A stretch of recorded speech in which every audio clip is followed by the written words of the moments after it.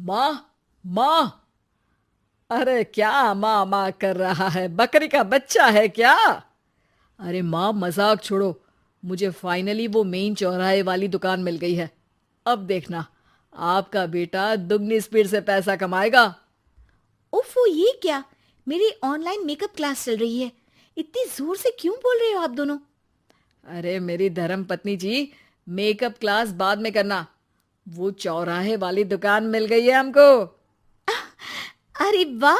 रुको, मैं अपनी माँ को फोन लगाकर बता देती हूँ। अरे मैं भी अपने रिश्तेदारों को बता देती हूँ। कितनी खुशी की बात है। हाँ हाँ, मैं भी अपने दोस्तों को बता देता हूँ।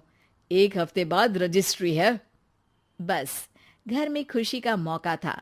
उन तीनों ने अपने अपने फोन उठाए और लोगों में बात फैलाना शुरू कर दिया। और रही सही कसर, श्वेता बहू ने अपने पड़ोस में सबको बताकर कर दी।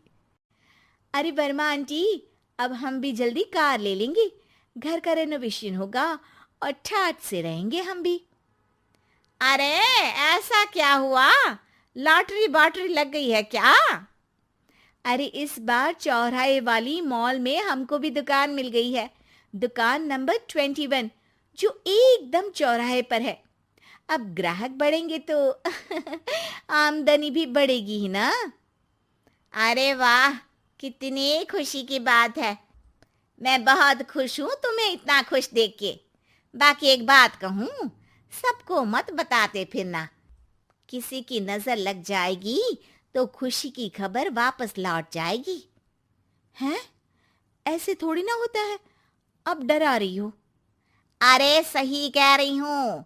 काली नजर कहते हैं इस चीज को, जब आप किसी को कुछ बताओ और वो काम बिगड़ जाए। अरे लेकिन मैं तो। तुमने सबको बता दिया ना? हाँ, फोन लगा लगा के। अब बच के रहना। काली नजर बड़ी खतरनाक होती है। श्वेता इतनी खुश रहती है कि वो वर्मा आंटी की बात पर ध्यान ही नहीं देती, जबकि पड़ोस में और भी लोगों से खुशी की खबर शेयर करती रहती है। अगले दिन राजेश बहुत दुखी होकर घर आता है। अरे बेटा, क्या हुआ? मुंह क्यों सूजा हुआ है? मधुमक्खी ने काट लिया क्या? माँ, वो दुकान किसी और के पास चली गई। किसी ने ज्यादा भाव लगा दिया। अरे पर बात तो आपसे हुई थी ना उस दुकान वाले की। हाँ, आज मैं टोकन अमाउंट देने गया था, तब मुझे पता चला। कोई आकर सुबह मुझसे पहले ही ज्यादा अमाउंट दे गया। हम्म, काली नजर। क्या? क्या कहा? वर्मा आंटी ने समझाया था कि किसी को बताना मत, वरना काली नजर लग जाएगी। अच्छा, तुम्हें उनकी बात मान लेनी चाहिए थी। उनकी बात मान लेती, लेकिन उसके पहले ही सबको बता चुके थे ना हम तीनों। अरे अगली बार से ध्यान रखेंगे। कोई भी नई चीज होगी तो किसी को नहीं बताएंगे। तीनों कुछ दिन ऐसे ही रहते हैं, पर एक दिन श्वेता को एक मेल आता है। राजेश, मेरा ऑनलाइन मेकअप कोर्स कंप्लीट हो गया। अब मैं खुद का पार्लर खोल सकती हूँ। अरे वाह, अपने मोहल्ले में ही खोलते हैं। ये जो घर के सामने दुकान है ना, वहीं। हाँ, यहाँ सस्ती भी मिल जाएगी। अगले दिन श्वेता वर्मा आंटी के पास जाती है, मिठाई का डब्बा लेकर। अरे आओ आओ, कैसे आना हुआ? जोर से नहीं बोलूंगी। वो सामने वाली दुकान है ना, वहां मैं अपनी पार्लर की दुकान खोलने वाली हूँ। उसकी मिठाई है। अरे वाह, बहुत बधाई हो तुमको। हाँ, मैं कमाने लगूंगी तो राजेश पर पूरे घर का बोझ नहीं रहेगा ना आंटी जी। ये तो है। पर ये बता कि तूने ये बात किसी और को तो नहीं बताई ना? अरे नहीं नहीं, पिछली बार गलती कर दी थी। काली नजर लगी किसी की और राजेश के हाथ से वो दुकान चली गई थी। सबको मत बताना। चलो मैं चलती हूँ, कल दुकान की बात करने भी तो जाना है। अगले दिन श्वेता दुकान के लिए मालिक से बात करने जाती है। अरे लेकिन दुकान तो हम कल रात को ही किसी को दे चुके हैं। कल ही? हाँ, कल ही। 2 दिन बाद कोई यहाँ पार्लर भी खोल लेगा। अब कहीं और दुकान देख लीजिए। अरे पर हमको भी तो पार्लर ही खोलना था। हाँ भाई, एक ही दुकान है, आधी आधी तो नहीं दे सकता ना मैं। राजेश और श्वेता घर पर हताश होकर आ जाते हैं। इस बार तो किसी को बताया भी नहीं था, अब किसकी काली नजर लग सकती है? सुनो, तुमने माँ को बताया था क्या? अरे कैसी बात कर रही हो, माँ की नजर थोड़ी ना लगेगी। पक्का तुमने किसी को नहीं बताया था ना? सिर्फ वर्मा आंटी को बताया था, उन्होंने ही मुझे किसी को नहीं बताने को कहा।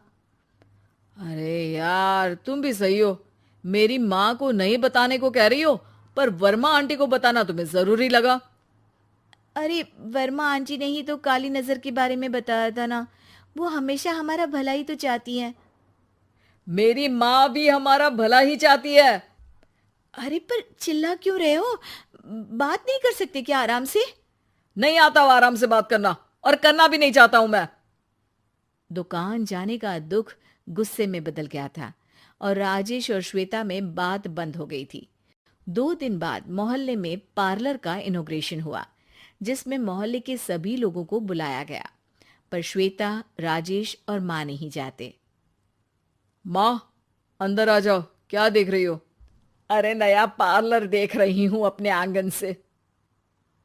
देखो, माँ को दूसरे का सुख देखने में कितना मजा आ रहा है, मेरा दुख नहीं दिख रहा इन्हें। यहाँ मेरा पार्लर भी तो हो सकता था। अरे चुप रहो यार, हर बात में लड़ाई क्यों ढूंढ रही हो? राजेश और श्वेता फिर बहस करने लगते थे। तभी माँ ने दोनों को बाहर बुलाया। अरे जरा देखो तो, दुकान चलाने वाले का बोर्ड पर नाम क्या लिखा है? श्रुति वर्मा। गाड़ी निकाले बेटा, हमें कहीं जाना है। काली नजर का इलाज कराने? राजेश अपनी बाइक निकालता है। तीनों ट्रिपलिंग कर रहे हैं। माँ राजेश को उस मॉल वाली दुकान पर लेकर जाती है जहां राजेश अपनी दुकान खोलने वाला था। यही दुकान लेना चाहता था ना तू? हाँ, पर इनको भी दुखी करने लेकर आई हो क्या यहाँ पर दुकान दिखाकर? वहां काफी नहीं था? अरे श्वेता, थोड़ा सब्र रख, अभी पता चलेगा कि हम यहाँ क्यों आए हैं। बता, इस दुकान चलाने वाले का नाम क्या है? अनुपम वर्मा। कुछ समझ में आया? वो दुकान वाली श्रुति वर्मा, ये दुकान वाला अनुपम वर्मा, और हमारे पड़ोस में हमने उस दुकानों के बारे में बताया किसको था? अब वर्मा आंटी को। मतलब वर्मा आंटी ही हमारा काम बिगाड़ रही है? नहीं नहीं, ऐसा नहीं हो सकता, ये बस इत्तेफाक है। राजेश अपना फोन निकालता है और श्रुति वर्मा और अनुपम वर्मा के नाम फेसबुक पर सर्च करता है, जहां ये दोनों ही वर्मा आंटी के रिश्तेदार होते हैं। श्वेता को समझ में आ जाता है कि वर्मा आंटी की ही नजर काली नजर है। अब क्या करना है?